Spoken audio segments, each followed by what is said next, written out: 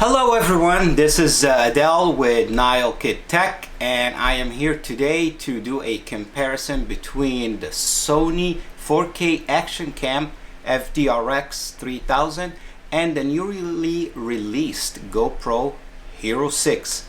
I've done a previous comparison between the Hero 5 and the Hero 6, so if you're interested in seeing that video, I linked it up in the card below above.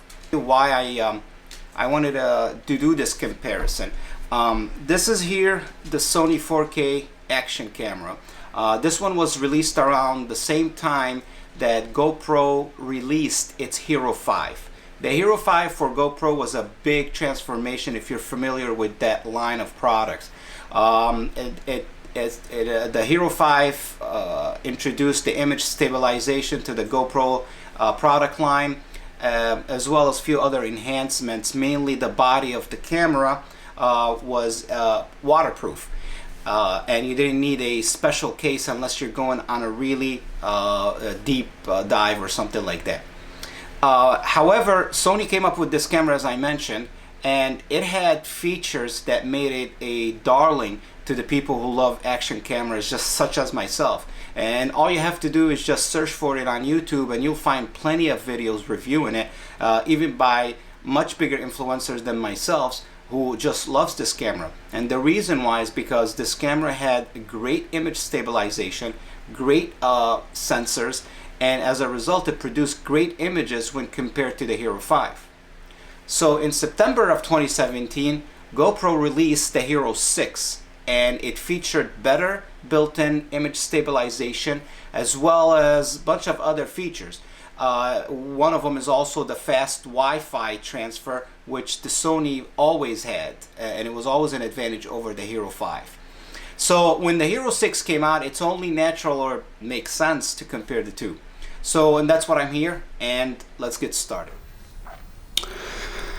Alright, let's take a quick look here at the Hero 6. So for those of you familiar with the GoPro line of product, first thing you will notice on the Hero 6 is that it looks identical like the Hero 5, except that little number 6 right there on the side.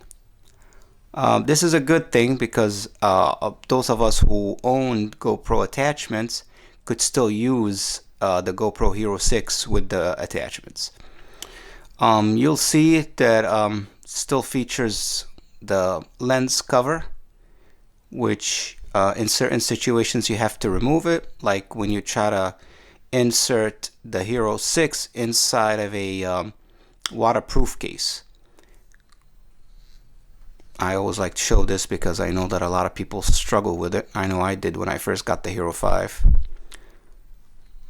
You pull out and you twist it, and you pull it out like that. Don't be scared, it's made very well made, so nothing will break.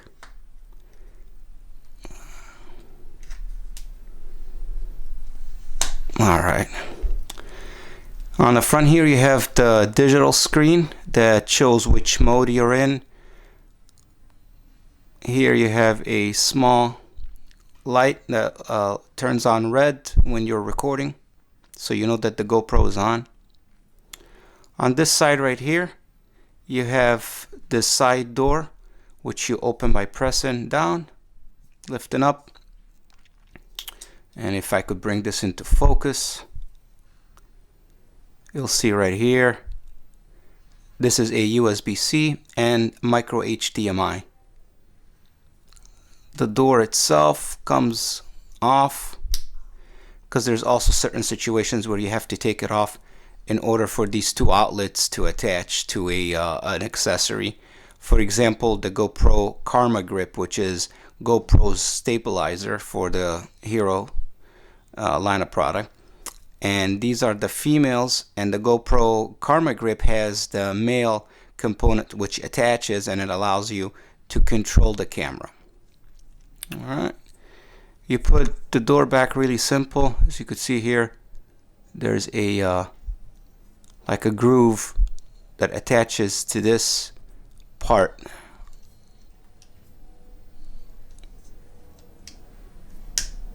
You hear it, goes in. close. At the bottom right here is where the battery and the SD card goes. Also press down, lift up, and that's where the camera, that's where the battery as well as the SD card. And on this side is the on-off button as well as the external microphone. We will be examining and see how good that is. And above here is the record button, which also serves as a on-off switch / recording. So if the GoPro is completely turned off like it is right now, you hit that button and it immediately turns on and it starts recording. If I could bring the LCD into focus here.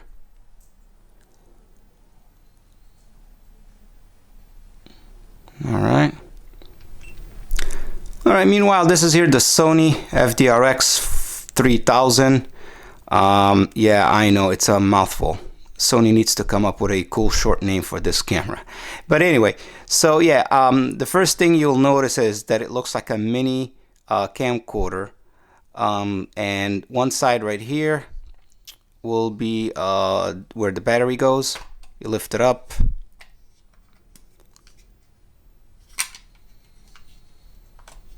Once you open it, you'll see it contains 3 outlets, if you will.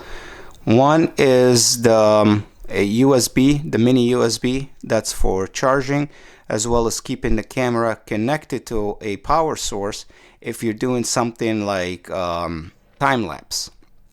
This one here is the micro HDMI, which you can use to connect the camera to a monitor where you could display the videos that you recorded with it or the pictures.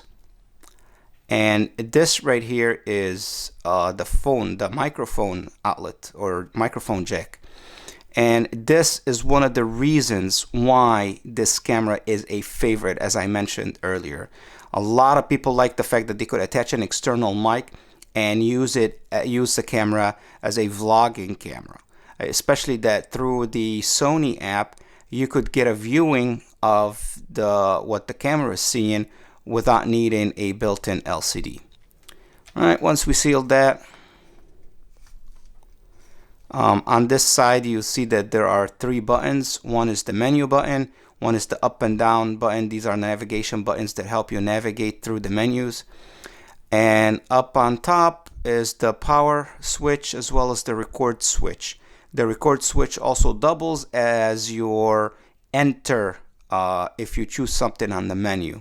So for example, turn it on,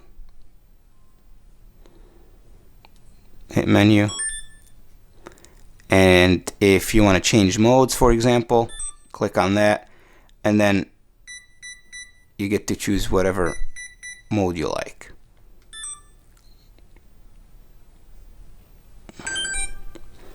The bottom has, obviously mine has been used so much so it's dirty.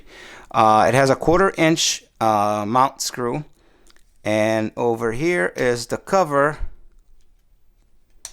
where you would insert the SD card. I currently have a 128 gigabyte SD card. Alright, so now that I gave you a tour of both cameras' bodies and the buttons and things like that, let's go on the street and see how it was in action. I put this rig together. This is originally this part right there is to mount a smartphone, and you could hear mount like a lighting and a microphone. So what I did was I drilled 2 1/4 inch holes in it and mounted a GoPro mount. And here I just mounted the Sony with the 1/4 inch screw, and I walked with it, so that way all the footage that you're about to see are coming from both cameras being mounted at the same time right next to each other, so there shouldn't be that much difference. Let's take a quick look. So about a couple of weeks ago, my wife and I went to downtown Chicago and to do some shooting in order to compare the Sony with the Hero6.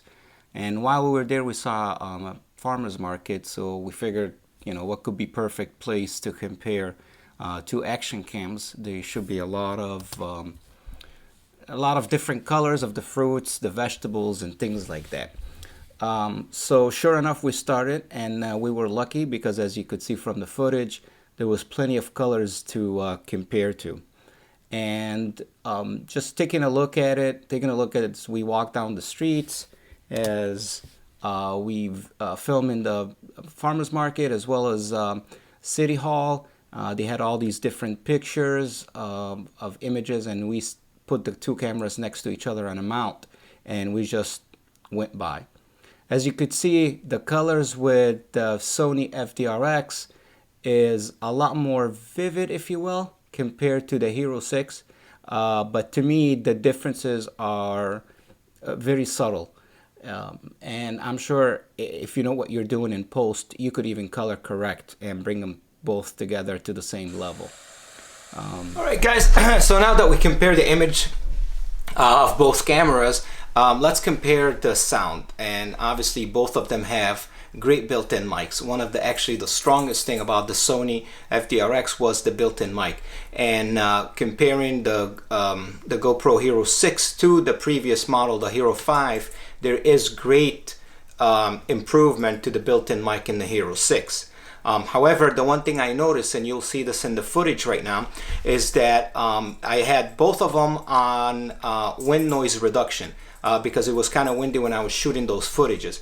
And then what I noticed was with the fountain and the water, the Sony FDR-X was able to pick up all the sound and only block out the wind noise. However, I feel that the Hero 5 became more muffled, if you will, which leads me to believe that they thought that the sound of the water running down is like a wind noise kind of deal, and they blocked it out. That's why it felt more muffled. Let's take a quick look.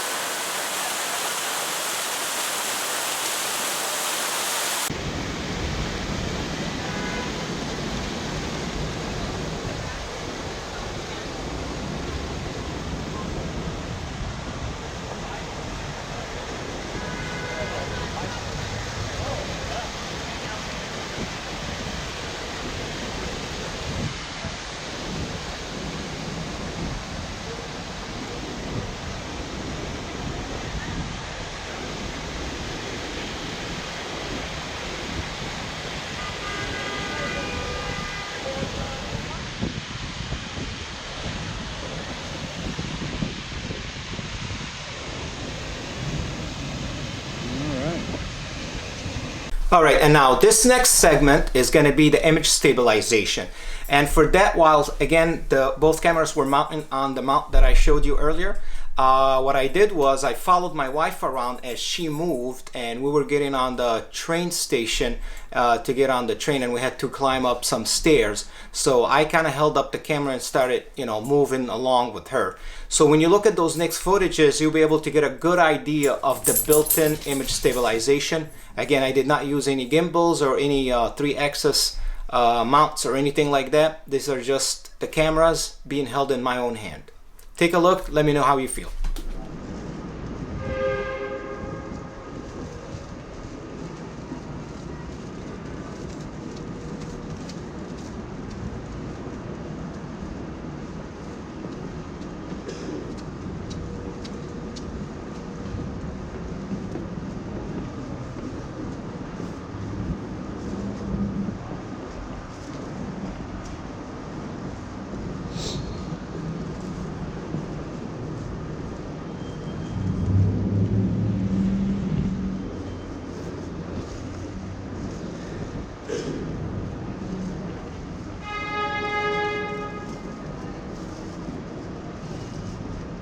Guys, thanks for watching. I hope you liked my video.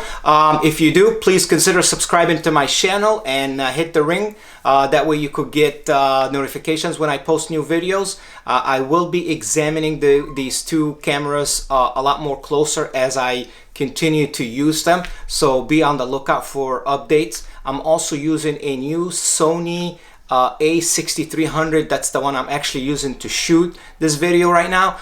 So I will be actually doing a lot of reviews and a lot of like drilling down on the settings and things like that, and how best to use this camera to its fullest. So please subscribe, and we'll be talking soon. Take care.